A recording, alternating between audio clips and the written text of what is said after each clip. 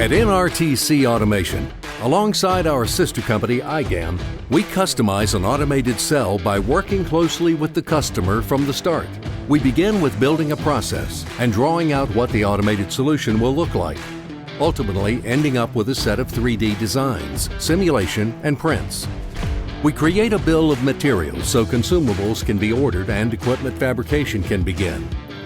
Once the fabrication is complete and the components arrive, the next step is to lay the outline of the automated cell out on the plant floor, along with designing the placement of equipment.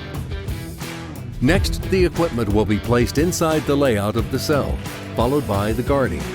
Now that the equipment is in place, the work of placing the cable tray, mounting the fencing, running wires to the equipment, along with plumbing and air connections will begin. Once all the connections have been made, the power-up and programming phase can begin, which entails actually writing the logic and programs that will make the automated cell communicate and function correctly.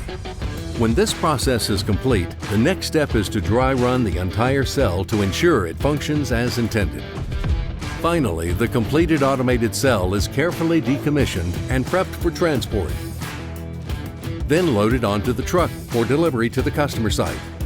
At IGAM, we provide packaged pricing for customized work cell configurations with up to 6 robots for spot and MIG welding, material handling, fastening, torch cutting, and more. The cost includes the planning, customization of standard designs, build, debug, and testing, with final commissioning of the work cell in your facility. This custom cell is backed by our warranty and will give you peace of mind that your cell is set up properly and will work as designed. As with any item sold on IGAM, your custom work cell can be purchased outright or financed quickly and easily through our financing partners by applying for low monthly payments directly on the IGAM product pages.